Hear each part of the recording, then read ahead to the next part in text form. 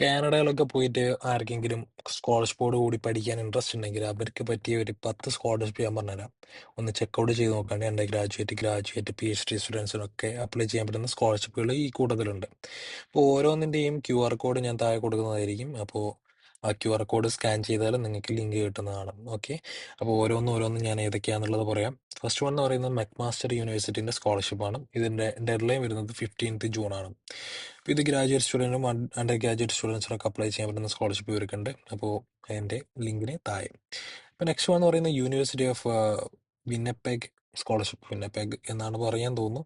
അപ്പോൾ ഇതിൻ്റെ ഡെഡ്ലൈൻ വരുന്നത് 1st ജൂണാണ്. അപ്പോൾ അത് ചെക്കൗട്ട് ചെയ്യാൻ വേണ്ടിയിട്ട് QR കോഡ്. ഇപ്പോൾ നെക്സ്റ്റ് വൺ എന്ന് പറയുന്നത് ബ്രോക്ക് യൂണിവേഴ്സിറ്റി സ്കോളർഷിപ്പ്. ഇതിൻ്റെ ഡെഡ്ലൈൻ എന്ന് പറയുന്നത് 1st ജൂൺ 2026 ആണ്. ഇതൊരു പബ്ലിക് യൂണിവേഴ്സിറ്റിയാണ്, റിസർച്ച് യൂണിവേഴ്സിറ്റിയാണ് കാനഡയിലെ.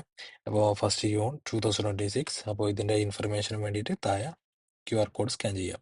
നെക്സ്റ്റ് എന്ന് പറയുന്നത് UBC scholarship, that is university of British Columbia scholarship. ഇപ്പോൾ ഇത് ഇന്റർനാഷണൽ സ്റ്റുഡൻസിന്, ഗ്രാജുവേറ്റ് സ്റ്റുഡൻസ് അണ്ടർ ഗ്രാജുവേറ്റ് സ്റ്റുഡൻസിനൊക്കെ അപ്ലൈ ചെയ്യാൻ പറ്റുന്ന സ്കോളർഷിപ്പാണ്. അപ്പോൾ അത് ചെക്കൗട്ട് ചെയ്യാൻ വേണ്ടിയിട്ട് QR കോഡ്. നെക്സ്റ്റ് വന്നിരുന്ന യൂണിവേഴ്സിറ്റി ഓഫ് സസ്കാശവാൻ. കറക്റ്റായിട്ട് എനിക്ക് ഇത് പ്രൊണൗൺസ് ചെയ്യാനാണെന്ന് അറിയില്ല. ഇത് അണ്ടർ ഗ്രാജുവേറ്റ് സ്റ്റുഡൻസിനും ഗ്രാജുവേറ്റ് സ്റ്റുഡൻസിനും പിന്നെ PhD സ്റ്റുഡൻസിനൊക്കെ അപ്ലൈ ചെയ്യാൻ പറ്റുന്ന സ്കോളർഷിപ്പുകൾ ഇവർക്കുണ്ട്. അപ്പോൾ അതൊന്ന് ചെക്കൗട്ട് ചെയ്ത് നോക്കുക. പിന്നെ നെക്സ്റ്റ് വൺ എന്ന് പറയുന്നത് university of Alberta scholarship. PhD സ്റ്റുഡൻസിനും മാസ്റ്റേഴ്സ് സ്റ്റുഡൻസിനും അപ്ലൈ ചെയ്യാൻ പറ്റുന്ന സ്കോളർഷിപ്പുകൾ ഇവർക്കുണ്ട്. അപ്പോൾ ചെക്കൗട്ട് ചെയ്ത് നോക്കുക ഇൻട്രസ്റ്റ് ഉള്ള ആൾക്കാർ. നെക്സ്റ്റ് എന്ന് പറയുന്നത് of Ottawa scholarship. Masters under graduate പിന്നെ PhD സ്റ്റുഡൻസിനൊക്കെ അപ്ലൈ ചെയ്യാൻ പറ്റുന്ന സ്കോളർഷിപ്പുകൾ ഇവർക്കുണ്ട്. ഓക്കെ, നെക്സ്റ്റ് എന്ന് പറയുന്നത് മെക്കിൽ യൂണിവേഴ്സിറ്റിൻ്റെ സ്കോളർഷിപ്പ്.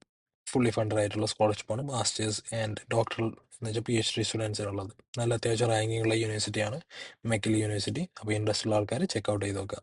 നെക്സ്റ്റ് എന്ന് പറയുന്നത് യൂണിവേഴ്സിറ്റി ഓഫ് വാട്ടർലൂ സ്കോളർഷിപ്പ്.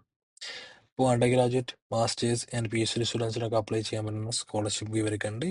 അപ്പോൾ ചെക്കൗട്ട് ചെയ്ത് നോക്കുക.